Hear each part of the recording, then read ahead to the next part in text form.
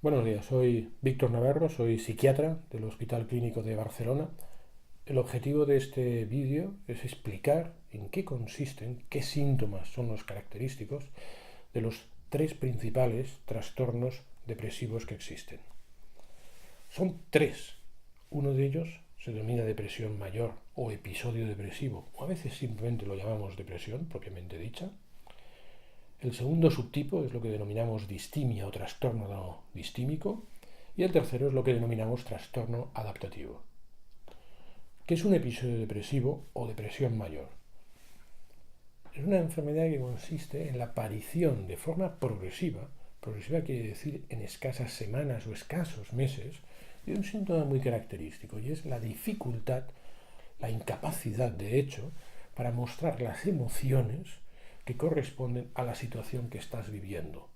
Es decir, una persona que está empezando a tener un episodio depresivo, lo que te dice es que está notando cómo de forma progresiva, cuando le pones delante una situación emocional, es decir, una situación muy alegre o al revés, una situación muy triste, aunque él es consciente de que en teoría eso es muy alegre y eso es muy triste, pero no nota la emoción que le era habitual.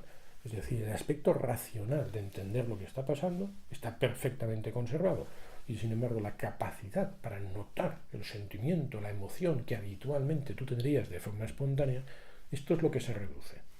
Por tanto, no te explica al paciente que esté triste frente a las cosas, te dice que no nota emoción frente a las cosas y esto le produce un gran agobio porque lo vive como que su cabeza está fallando en algo muy importante. Junto a este síntoma que nosotros llamamos falta de reactividad del humor, el paciente casi siempre explica otras dos cosas. Una, no tengo la motivación esperable por las cosas. No me apetecen, no me sale hacer las cosas que habitualmente me saldría. La segunda cosa, muy importante, explican una enorme dificultad para atender a las cosas. Aunque no les ilusione leer el periódico, si lo intentan, te dicen que no sabe qué pasa, pero que su cabeza para nada puede focalizar la atención en esto que tengo delante, que es el periódico. Con frecuencia hay otros síntomas, pero claramente ya son síntomas secundarios, es decir, que los característicos son los que he dicho hasta ahora. Por ejemplo, puede haber mucha ansiedad. Casi siempre el paciente lo explica como un nudo aquí en la boca del estómago. De hecho, hay veces que este es el motivo de consulta. Una cosa aquí que parece que esté mal de digestivo. Otras veces el paciente nos explica dificultad para dormir. Puede ser cualquier tipo de insomnio, pero es muy frecuente que sea poder quedarse dormido cuando se va a la cama, pero después despertarse a las 4 o las 5 de la mañana y aquí ya sí que no es manera de volver a dormir. Con frecuencia el paciente te dice que tiene menos apetito, es decir, que quizá está comiendo bien porque él quiere cumplir con lo lógico que es ir comiendo, pero te explica que no tiene apetito y por lo tanto muchas veces si no consigue comer lo que toca, vemos que hay una pérdida de peso importante. Otros síntomas, como muy esperables, supuestamente una depresión, como es tener muchas ganas de llorar, no tiene por qué pasar. Insisto, no hay tristeza, hay dificultad para notar emociones. Esto sería propiamente un episodio depresivo, depresión o depresión mayor. El segundo subtipo importante de trastorno depresivo es lo que llamamos distimia o trastorno distímico. No tiene nada que ver con una depresión o depresión mayor. En el trastorno distímico, el paciente sí que tiene tristeza, y tiene una tristeza como la que podemos tener cualquiera de nosotros. Lo que es peculiar en el trastorno distímico es la cronicidad de esta tristeza. Es decir, el paciente te explica que está con un tono bajo de estado de ánimo desde hace meses y meses y meses. Y la otra cosa curiosa o atípica de esta tristeza es que el paciente no entiende muy bien el por qué está así, porque no hay unos hechos concretos que lo estén justificando. Y por lo tanto, lo extraño es la cronicidad y la falta de desencadenantes concretos, no propiamente el sentimiento de tristeza, que es igual al que podamos tener todos en una situación triste. En la distimia, con mucha frecuencia, hay algún otro síntoma. Por ejemplo, es muy frecuente que el paciente te diga que aunque no quiera, se le escapen las lágrimas con muchísima frecuencia, incluso cuando él no querría. Con mucha frecuencia el paciente está como muy ansioso, muy irritable y que salta con todo. Con menos frecuencia, pero a veces te dice que duerme mal, con menos frecuencia, pero a veces te dice que tiene menos apetito, o lo contrario, que tiene más apetito, muchas veces como forma de bajar la ansiedad.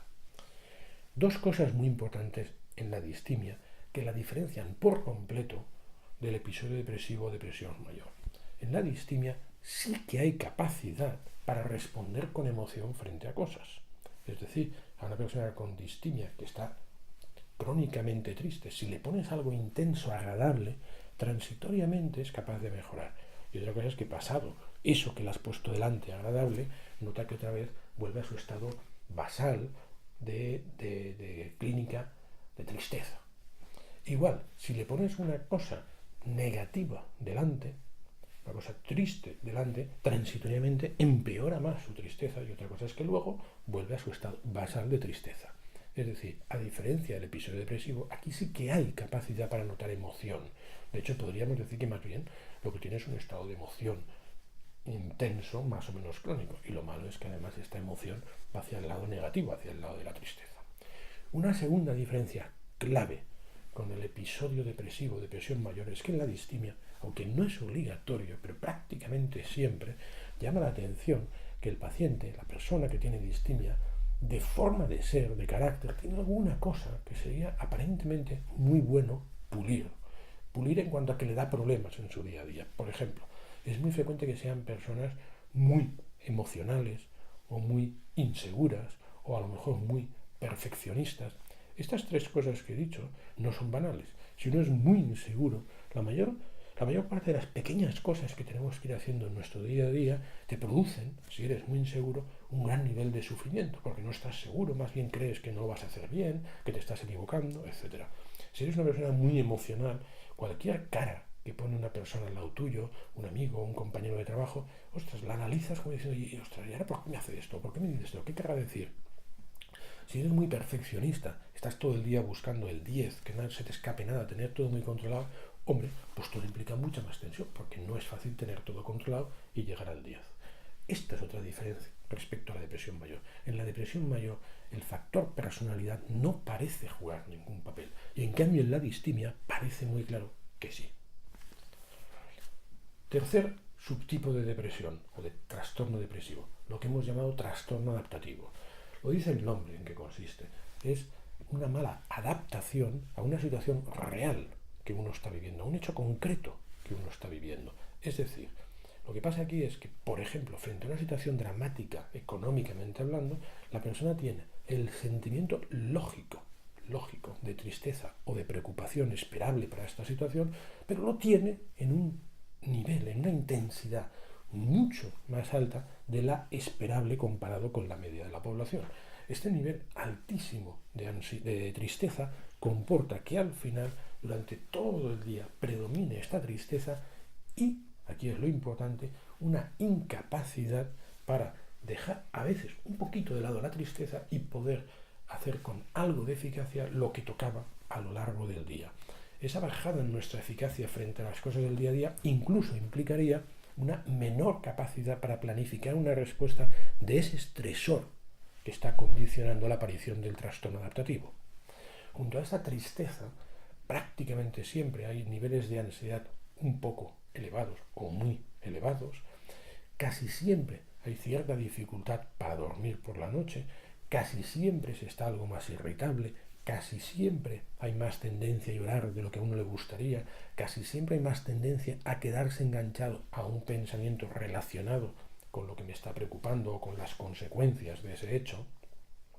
Pero, muy importante, al igual que sucede en la distimia y al contrario de lo que sucede en la depresión mayor, en el trastorno adaptativo sí que hay capacidad de respuesta emocional. Si mejora el estresor, rápidamente mejora el estado de ánimo. Si empeora el estresor o cualquier otra cosa, es decir, si me ponen delante un estresor negativo, hago una bajada transitoria. Es decir, que sí que puedo reaccionar emocionalmente hablando en la dirección que toca en base a las circunstancias que tengo delante. Es una enfermedad, por lo tanto, de sentimiento de tristeza como el que todos podemos tener, pero en una intensidad superior a la esperable comparado con el resto de la población. He intentado explicar en este vídeo las principales diferencias principales síntomas y principales diferencias entre los 3 mayores o más importantes subgrupos de trastornos depresivos.